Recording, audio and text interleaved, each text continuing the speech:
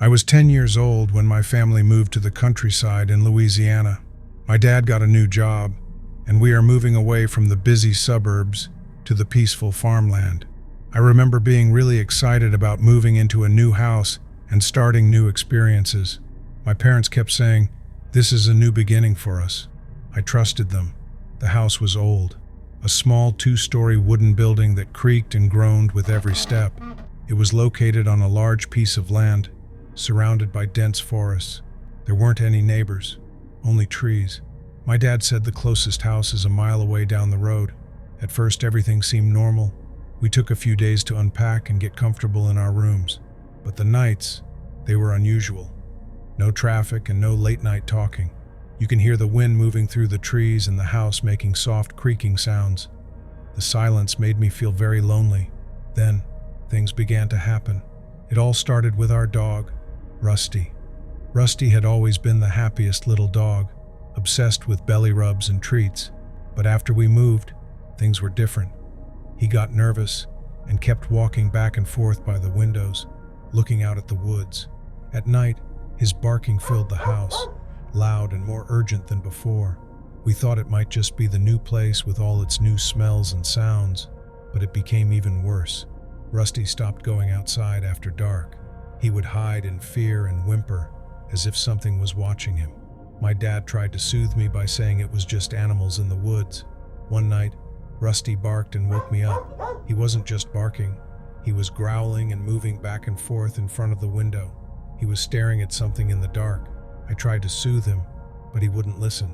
He kept watching and growling. I looked out the window and saw trees moving in the wind. Nothing, but Rusty felt sure that something was out there. I couldn't sleep that night. A few days later, I was in bed, looking at the ceiling and trying to fall asleep. Then, I heard it, whispering, faint but clear. It seemed like the noise was coming from outside my window. At first I thought it was just my mind, or possibly the wind. But no, the more I listened, the more real it felt. Someone was present, speaking softly, calling my name.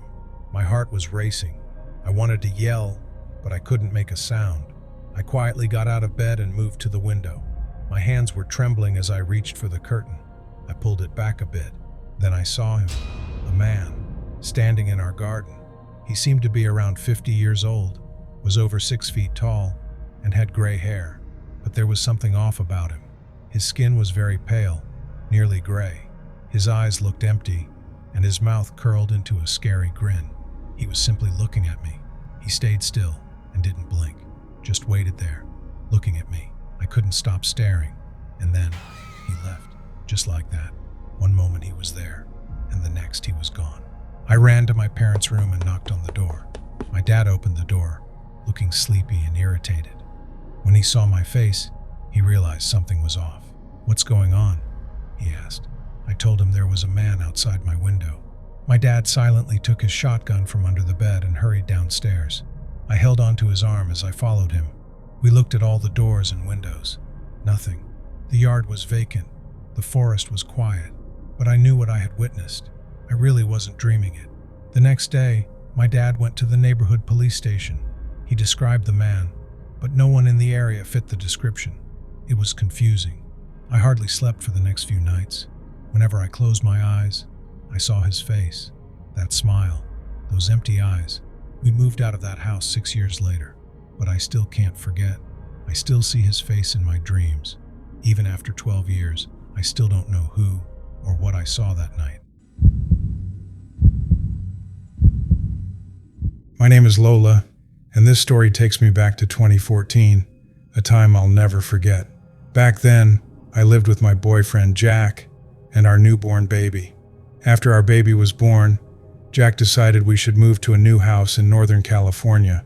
It wasn't just any house. It was old and eerie.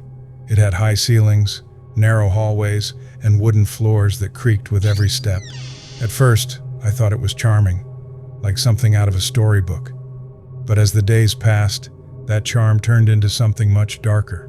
Within a month of moving in, I started noticing changes in Jack. He became aggressive, moody, and distant. He started drinking heavily and began lashing out, both physically and verbally.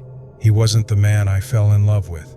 Our relationship crumbled, and I felt completely alone, trying to protect my baby while living in constant fear of his anger. But as if that wasn't bad enough, strange things began happening in the house. At first it was small, soft whispers that seemed to come from nowhere. Then there were scratching noises at night, as though someone, or something, was dragging their nails along the walls. I told myself it was just the old house settling, but then things got worse. 3 times I experienced sleep paralysis. Each time I'd wake up in the middle of the night and couldn't move a muscle. My eyes were wide open, but my body was frozen. I could only lie there, staring at the dark ceiling. Every time I felt a heavy presence in the room, as though someone was standing right next to me, watching me. One night, I even felt something sit on my chest, pressing down so hard that I couldn't breathe. Tears streamed down my face as I struggled, but I couldn't scream or even wake Jack. Each time I felt like what made it worse was that I had never experienced sleep paralysis before, not once in my entire life. And after those 3 terrifying nights, I never experienced it again. It was like the house itself had created this nightmare just for me. I kept telling myself it was all in my head, but deep down, I knew it wasn't. Then one night, while Jack was out of town for work, I experienced something that made me question everything. I had just put my baby to bed and was sitting in the living room when I heard a loud crash from her room. I ran to check on her, only to find her lamp lying on the floor. I told myself it must have been off balance, so I picked it up and put it back. 10 minutes later, it happened again. This time, I unplugged the lamp and made sure it was nowhere near anything that could knock it over. But 5 minutes later, I heard the crash again. When I walked into the room, my heart stopped. I saw a shadow by the crib, and just as I stepped closer, it vanished. It wasn't my imagination. I know what I saw. I grabbed my baby and ran out of the house without even looking back. I drove straight to my mother's house, 30 minutes from my house, shaking the whole way. I stayed with her for 7 days. I didn't have the courage to go back. When Jack returned, I told him everything. He didn't believe me at first, but he agreed to sell the house. We moved to Arizona, and for the first time in months, life felt normal again. Jack stopped drinking and became the man I had fallen in love with. There were no more strange sounds, no more shadows, no more whispers in the night. But one day, while looking through old photos from the house, I saw something that chilled me to my core. In one family photo, there was a pale figure standing behind us. It wasn't clear, but I could see its dark, hollow eyes staring directly at the camera. I dropped the photo and felt my heart race. Whatever had been in that house had been watching us all along. I don't know what it was or what it wanted, but moving out of that house was the best decision I ever made. Hi, I'm Mia, and this story still gives me chills. A year ago, I chose to move to a new house in Texas with my little dog, Buddy. Life has been difficult, and I needed a new beginning, a place where I could feel safe and start over. The house was small but comfortable, located at the end of a peaceful street with very few neighbors nearby. It had large windows that brought in warm sunlight and a nice garden for Buddy to play in. It felt just right. I spent 2 days working hard to unpack and make the house feel like home. I was finally ready for calm, but on the first day, I saw 2 guys looking at my house from far away. I thought they were just curious neighbors, so I waved at them to be nice. But instead of answering, they turned and left without saying anything. It felt strange, but I ignored it since I was new here. Every day, I saw the same 2 guys watching from a distance. They just stood there, looking, and didn't say anything or get close. The first few nights were calm and peaceful, just how I wanted them to be. On the 4th night, something scary occurred.